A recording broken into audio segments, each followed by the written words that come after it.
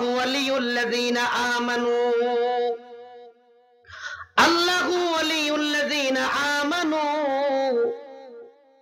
আল্লাহ তাআলা বলেন যারা মুমিন, যারা ঈমানদার, যারা শিরিক মুক্ত দৌলতের মালিক, যাদের কলবের মধ্যে শিরিক মুক্ত ঈমান আছে, আল্লাহ বলেন আল্লাহু ওয়ালিয়ুল্লাযীনা আমানু, বলে শিরিক মুক্ত দৌলত ঈমানওয়ালারা আল্লাহ তাআলার বন্ধু।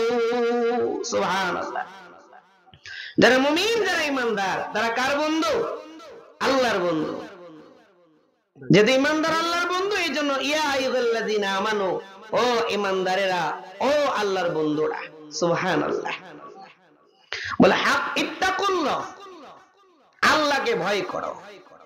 নামাজ পড়া যেরকম ফরজ, রোজা রাখা যেরকম ফরজ, মালদারের জন্য জীবনে একবার হজ করা যেরকম ফরজ, বছর পূর্তিতে একবার মালদারের জন্য যাকাত দেওয়া যেরকম ফরজ, আল্লাহকে ভয় করাও ফরজ। আল্লাহকে ভয় করাও কি? আমাকে একটু ঢুকতে দেন ইনশাআল্লাহ। আল্লাহকে ভয় করাও ফরজ।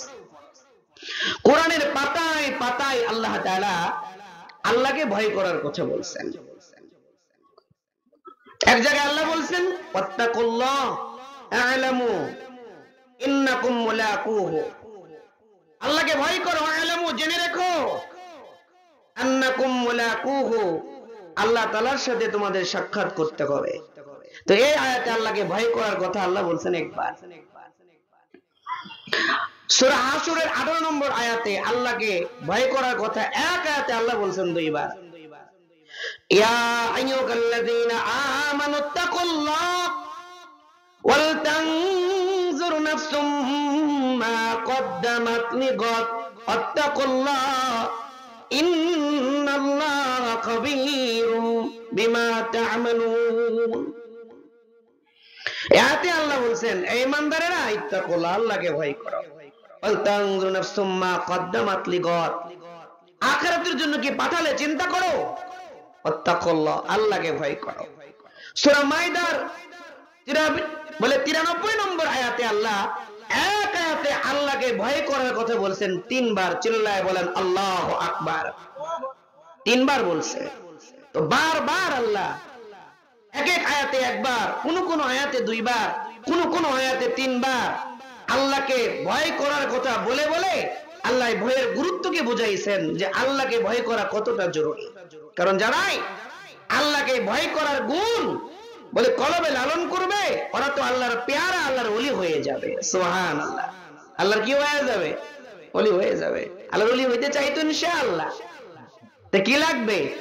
তাকওয়া লাগবে, আল্লাহর ভয় লাগবে। সূরা ইউনূসের 62 এবং 63 নম্বর আয়াতে আল্লাহ বলেন আলা ইন্না আউলিয়া আল্লাহ, আলা ইন্না আউলিয়া আল্লাহ লা খাউফুন আলাইহিম ওয়া লা হুম ইয়াহজানুন। আল্লাহ বলেন আলা, জেনে রেখো, ইন্না আউলিয়া, যারা আল্লাহর বন্ধু, যারা আল্লাহর দোস্ত, লা খাউফুন আলাইহিম, তাদের ভয় নাই, ওয়া লা হুম ইয়াহজানুন, তাদের চিন্তা নাই। পরে আয়াতে আল্লাহ বলে তোমরা জানো আল্লাহর বন্ধু কারা? আল্লাযীনা আমানু ওয়া কানু ইয়াত্তাকুন, যারা শিরিক মুক্ত ঈমান এবং আমি আল্লাহকে কদম কদম ভয় করে, এরা হলো আমি আল্লাহর ওলি। সুবহানাল্লাহ বলেন। তো যারা আল্লাহকে ভয় করে তারা আল্লাহর কি? ওলি। এজন্য অন্য জায়গায় আল্লাহ বলে আনফালে ইন আউলিয়াউহু ইল্লাল মুত্তাকুন, আল্লাহর ভয় ছাড়া কেউ ওলি হইতে পারবে না। আল্লাহর ভয় ছাড়া কি হইতে পারবে না? আল্লাহর ওলি হইতে পারবে না। এইজন্য কেউ যদি তাআল্লুকে মা আল্লাহ, আল্লাহর সাথে সুসম্পর্ক করতে চায়, তো লাগবে তাকওয়া, আল্লাহর ভয় লাগবে। কি লাগবে বলেন? আল্লাহর ভয় লাগবে। আল্লাহর ভয় যার দিলে পয়দা হয়ে যাবে, ও রাতে হোক কিংবা দিনে হোক, গোপনে হোক কিংবা প্রকাশ্যে হোক, ইচ্ছায় কিংবা অনিচ্ছায় গুনাহ করতে পারবে না। ঠিক কিনা বলেন? গুনাহ করতে পারবে না। সে জানে ইয়াউম ইয়াকুমুন নাসু লিরাব্বিল আলামিন, আগত অনাগত প্রত্যেক মানুষকে ময়দানে মাশরে দাঁড়াতে হবে। ওই দিন যদি আল্লাহর সামনে দাঁড়ায়, আমার গোটা জিন্দেগীর হিসাব আল্লাহ তাআলার কাছে দেওয়া লাগবে। ওই দিন যদি আল্লাহ আমার জিন্দেগীর হিসাব চায়, বলে আমার অবস্থাটা কি হবে, এই ভয় যে দিলে লালন করবে ও গুনাহ করতে পারবে না, ঠিক কিনা বলেন? গুনাহ করতে পারবে না। আর এই ভয় যে দিলে লালন করবে, আল্লাহ বলে আমি তারে জান্নাত দিয়ে দিব। সুবহানাল্লাহ। আল্লাহ কি দিয়ে দিবেন? জান্নাত দিয়ে দিবেন। ওয়ালিমান খাবা মাকাম রাব্বিহি ওয়ালিমান খাবা মাকাম রাব্বিহি জান্নাতান। আল্লাহ বলেন একটা জান্নাত নয়, একটা জান্নাত নয়, যারা আমি আল্লাহ তাআলাকে ভয় করে গুণ অর্জন করবে, আমি আল্লাহ জান্নাতানে দুইটা জান্নাতের মালিক বানায় দিব। সুবহানাল্লাহ। দুইটা জান্নাত। এইজন্য আল্লাহর ভয় লালন করতে হবে, তাহলে আল্লাহর সাথে সুসম্পর্ক হবে। আর যার সম্পর্ক আল্লাহর সাথে হয়ে যাবে ও তো মালিকের জান্নাতে চলে যাবে। সুবহানাল্লাহ। ছোট্ট একটা ওয়াকিয়া শোনায় আমি মূল আলোচনায় ঢুকতেছি ইনশাআল্লাহ। সুলতান মাহমুদ গজনবী রহমতুল্লাহ আলাইহি আলেম ছিল না, কিন্তু আল্লাহর পেয়ারা ছিল। সুবহানাল্লাহ। হাত তুলে আল্লাহকে যা বলতো, তো বলতে দেরি হতো, কিন্তু বাদশার দোয়া কবুল করতে আল্লাহ দেরি করতেন না। সুবহানাল্লাহ। বুজুর্গ এক বাদশাহ, সারাদিন রাজকার্য করতেন, ওনার জিন্দেগিতে নামাজ কাজা হয় নাই। সুবহানাল্লাহ বলে, নামাজ কাজা হয় নাই। সারাদিন রাজকার্য করতেন, আর রাত যখন হয়ে যেত রাতটাকে দুই ভাগে ভাগ করতেন। প্রথম রাত্রিটা ঘুমাতেন আর বিবিকে দিতেন, শেষ রাত্রিটা মাওলার সামনে দাঁড়িয়ে দাঁড়িয়ে নামাজের কিয়ামে কাটায়া দিতেন। সুবহানাল্লাহ। কাটায়া দিতেন। তো ওনার স্বভাব, উনি তাহাজ্জুদের নামাজ বলে প্রাসাদে পড়তেন না, শাহী মসজিদে গিয়ে উনি নামাজ তাহাজ্জুদ এবং ফজরের নামাজ পড়তেন। বিসমিল্লাহ। তো ওনার অভ্যাস অনুযায়ী শেষ রাতে উঠে তাহাজ্জুদ নামাজ পড়ার জন্য মসজিদের দিকে যাচ্ছে। তো মসজিদের সামনে বিশাল বড় একটা পুকুর, ঘাট বাঁধানো পুকুর, দুই পারে দুইটা বিশাল বড় বড় বড় সিঁড়ি দিয়ে ঘাট বাঁধাই করা। তো যাচ্ছে, তো পুকুরের বিপরীত পার্শ্বে, ওনার বিপরীত পার্শ্বে বলে চারজন লোক বসে আছে। তো সুলতান মাহমুদ গজনবী রহমতুল্লাহ আলাইহি তিনি মনে করছে যে আমি তো তাহাজ্জুদ পড়ার জন্য আসছি, ওই যে চারজন লোক ওনারাও মনে হয় তাহাজ্জুদের নামাজ পড়ার জন্য আসছেন। সুবহানাল্লাহ। গ্রাম্য ভাষায় কথা আছে, যার মনে যা ফালদায় ওঠে তা। যে যেমন সে মানুষকে ওই রকমই চিন্তা করে, যে নিজের চরিত্র যেমন মানুষকে ওই রকমই বিবেচনা করে, বিচার করে। সুলতান মাহমুদ গজনবী রহমতুল্লাহ আলাইহি পুকুরের এক পাশে দাঁড়িয়ে মনে মনে বলতেছেন, আমি যেরকম তাহাজ্জুদের নামাজ পড়ার জন্য এসেছি, ওই যে চারজন ব্যক্তি দেখা যায়, ওই চারজনও তাহাজ্জুদের নামাজ পড়ার জন্য আসছে। ওই যে চারজন যারা বিপরীত পাশে বসে বসে গল্প করতেছেন, ওই চারজন আসলে তাহাজ্জুদ পড়ার জন্য আসে নাই, ওই চারজন হলো চোর, চুরি করার জন্য আসছে। ওই চার চোর বিপরীত পার্শ্ব থেকে বাদশাকে দেখেছে, রাতের বেলায় বাদশা চিনে নাই। ওই চার চোর মনে মনে বলতেছে, আমরাও যেরকম চুরি করার জন্য এসেছি, ওই লোকটাও বুঝি গভীর রাতে চুরি করার জন্য এসেছে। ওই যে জানো মনে যা, আমরা যেরকম চুরি করতে আসছি, বাদশা ওই লোকটাও আসছে চুরি করতে। তো বাদশা বলে, আরে চারজন লোক, এরা বুজুর্গ, এত রাত্রে আসছে তাহাজ্জুদ পড়তে, যাই একটু সাক্ষাৎ করে মুসাফা করে গুনাহ মাফ করে আসি। কাছে যখন গেছে, তো বাদশা তো সিভিল ড্রেস, বাদশা এই পোশাক নাই, নরমাল পোশাক পরছে। কাছে যখন গেছে, বলে সালাম দিছে, উত্তর দিয়ে চারজনে বলে, ভাই আপনি কি চোর, চুরি করতে আসছেন? বাদশা বলে, না, এত গাপলা আছে। নিজের নিজের পরিচয় গোপন করে ফেলছে। কয় আপনারা কে? কয় ভাই আমরা চোর। আমরা চুরি করার জন্য আসছে। কয় ভাই এত রাত্রে যখন আপনি বের হয়েছেন দেখে মনে হয় আপনিও চোর। ভাই একা চুরি করে সুবিধা করতে পারবেন না, আসেন মিল্লামিশে চুরি করি। ঠিক আছে, আপনারা যে চুরি করতে আসছেন, বলে কোথায় চুরি করবেন? সারা জীবন ছোটখাটো চুরি করছি, সুবিধা হয় নাই, আজকে একটা বিশাল বড় চুরি করব। কই করবেন? এই রাজ্যের বাদশাহ সুলতান মাহমুদ গজনবীর বাড়িতে চুরি করব। সুলতান মাহমুদ গজনবী কোথায়? কথা বলেন। সামনে। তো সুলতান মাহমুদ গজনবী রহমতুল্লাহ আলাইহি বলে আপনারা যে বাদশার বাড়িতে চুরি করতে যাবেন, বাদশার বাড়িতে তো বলে পাহারাদার আছে, পেয়াদা আছে, ধরা পড়ে যাবেন না? বলে টেনশন নাই। কই কেন? আমরা যে চারজন, আমরা যোগ্যতা সম্পন্ন চোর। কি কথা বলে? কই যোগ্যতা সম্পন্ন। কই কি যোগ্যতা? কই মারাত্মক যোগ্যতা। কই বলেন বলেন। ওই যে ওই চোরের লিডার সে বলতেছে কই আমার যোগ্যতা, আমি গভীর রাতে যারে একবার দেখি, দিনের বেলায় আমি তাকে চিনি। সুবহানাল্লাহ বলেন, সুবহানাল্লাহ। কই তোমার কি যোগ্যতা? বলে আমার যোগ্যতা হইল আমি কুকুরের ভাষা বুঝি। কিসের ভাষা?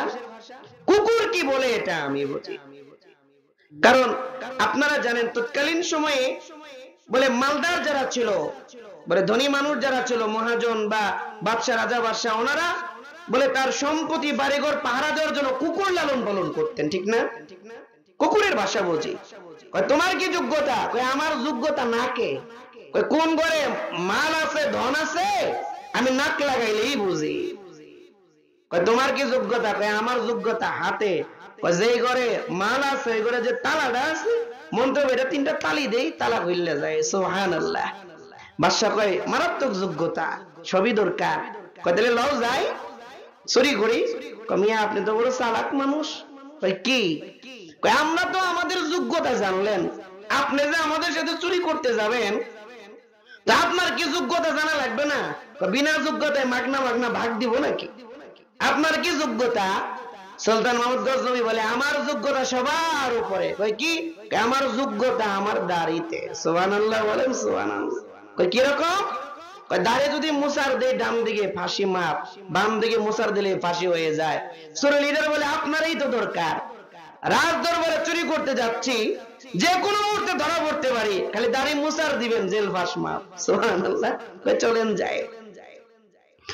চার চোর মিলে সুলতান মাহমুদ গজনবী রাজ দরবারে চুরি করতে জন্য যাই। মূল গেটের কাছে যখন গিয়েছে, গেটের সামনে একটা কুকুর আছে, একটা কুকুর তার বাসায় বলতেছেন সাবধান সাবধান সাবধান হয়ে যাও, বাদশাহ রাজ মেহমান নিয়ে রাজ দরবারে ঢুকতেছে। সুবহানাল্লাহ। ওই যে কুকুরের ভাষা বুঝে। হাই কয় আর যাইস না, দাঁড়া দাঁড়া। কয় কুকুর কি কই জানো? কয় কি কয়? কয় বাদশা নাকি আমাদেরকে নিয়ে, রাজ মেহমান নাকি আমরা, আমাদেরকে নিয়ে নাকি রাজপ্রাসাদে ঢুকে। কয় তোরও মাথা খারাপ, কুত্তারও মাথা খারাপ হয়েছে। আমরা বললাম যোগ্যতা সমান পাঁচটা সু, আমরা নাকি রাজ মেহমান। কয় না, সবসময় কুত্তাই ঠিক কয় না, আর তুইও সবসময় ঠিক শুনিস না, চল। গেছে তো বাদশা সুলতান মাহমুদ বলে এই ওই নাক ওয়ালা কই রে? নাক ওয়ালা। কই কি হইছে? কয় নাক লাগা দেখতো কোন ঘরে আছে। তো নাক লাগা দেখে, যে ঘরে ধন সম্পত্তি আছে ওই ঘরে নাক লাগা। কয় এই ঘরে আছে। বাদশা করে তো মারাত্মক যোগ্যতা। হ্যাঁ হ্যাঁ। পরে কয় আয় তালি যে দিবি, তালি দিয়েছে, খুইল্লা গেছে, ঘরের ভিতরে ঢুকছে।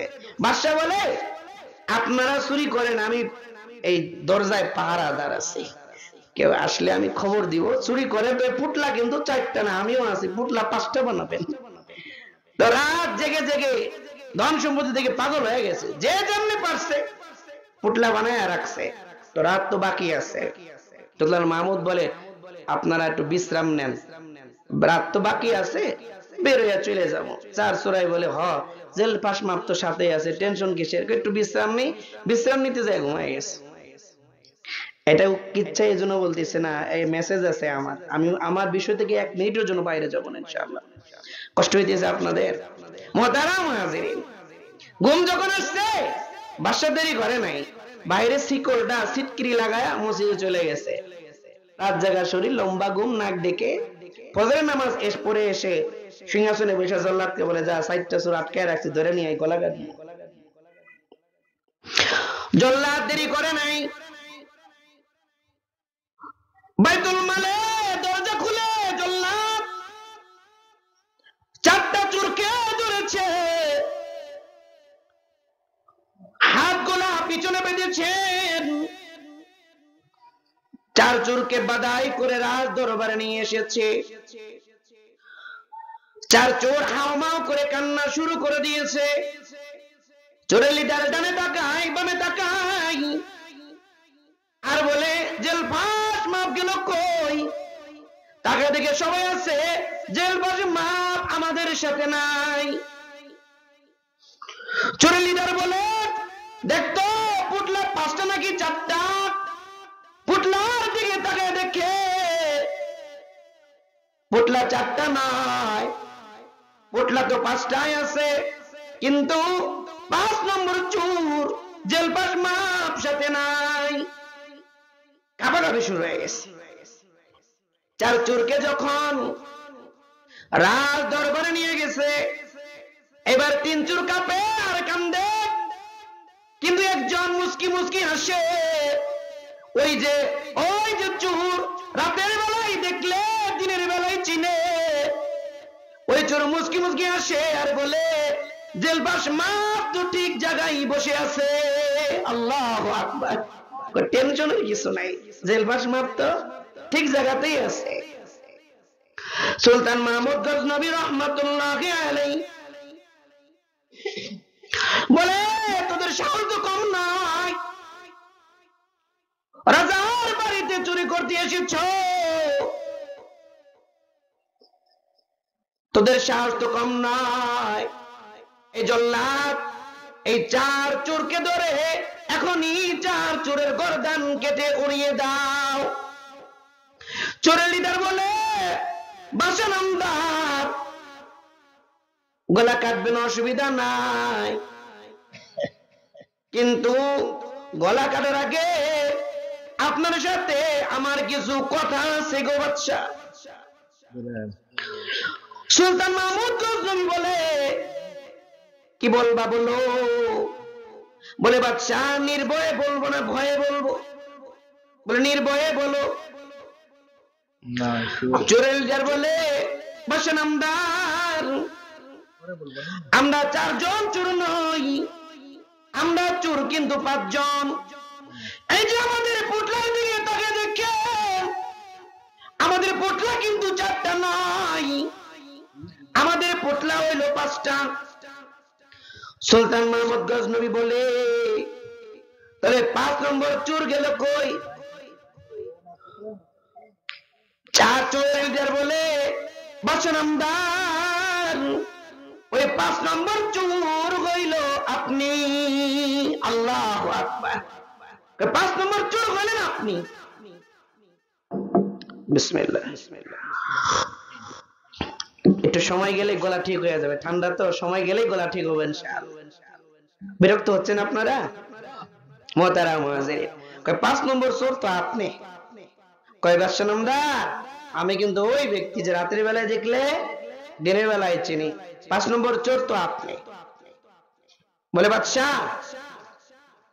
আপনি তো আমাদের রাতের বেলায় আপনার সাথে আমাদের তাআল্লুক হয়েছে, আপনাদের সাথে আমাদের বন্ধুত্ব হয়েছে, তাআল্লুকে মাআল্লাহ হয়েছে, বলে তাআল্লুক হয়েছে, আপনার সাথে আমাদের সম্পর্ক হয়েছে, আপনি আমাদের বন্ধু। আজকে বন্ধু হয়ে বন্ধুকে ফাঁসি দিবেন, গলা কাটবেন, আপনার একটু মায়া লাগবে না? যখন বন্ধুত্বের দোহাই দিয়েছে, এই কথাটা সুলতান মাহমুদ গজনবীর কলিজার মধ্যে লাগছে। কলিজার মধ্যে লাগার পরে সুলতান মাহমুদ গজনবী বলে, কিরে বন্ধুত্বের দোহাই দিলি, যা যা, এই বন্ধুত্বের কারণে আমি তোদেরকে মাফ করে দিলাম, আর এই যে 5 পুটলা আমি তোদেরকে হাদিয়া দিয়ে দিলাম। এই কথা শোনার পরে এবার চোরের লিডার তিন চোরকে ডেকে বলে, ভাই দুনিয়ার একজন বাদশা, তার সাথে রাতের অল্প সময় একটু সম্পর্ক হয়েছে, একটু বন্ধুত্ব হয়েছে, একটু মহব্বত তৈরি হয়েছে, এই জন্য রাজ দরবারে চুরি করতে এসে ধরা পড়ার পরেও বলে ফাঁসি মাফ হয়ে গেছে। আরে বাদশার বাদশা আহকামুল হাকিমিন, যদি তার সাথে আমাদের একটু সুসম্পর্ক করতে পারি, শুধু এই দুনিয়ার বাদশাহী না, আল্লাহ তো আখিরাতের চিরচেয়ে বাদশাহীটাই দিয়ে দিবে। সুবহানাল্লাহ। আয় আয় আজকে আমরা তওবা করি, জিন্দেগিতে আর চুরি করব না। সুবহানাল্লাহ সুবহানাল্লাহ। তো ওই চার চোর তওবা করেছে, ইতিহাস লিখে চার চোর আল্লাহর ওলি হয়ে মারা গেছে। ছোট্ট ওয়াকিয়া বলে আমি বুঝাইতে চাইলাম, দুনিয়ার একজন বাদশার সাথে সম্পর্ক হওয়ার কারণে যদি ফাঁসি মাপ হয়ে যায়, জেল মাপ হয়ে যায়, আর যদি এর বাদশার বাদশা আহকামুল হাকিমের সাথে যদি বন্ধুত্ব করতে পারি, ওই মাওলা দুনিয়ার ছোট খাটো ভুলগুলাকে মাফ করে আল্লাহ আমাদেরকে পবিত্র বানায়া জান্নাত দিতে পারে কি পারে না? জোরে বলেন, পারে কি পারে না? এজন্য বন্ধুত্ব করতে হবে কার সাথে?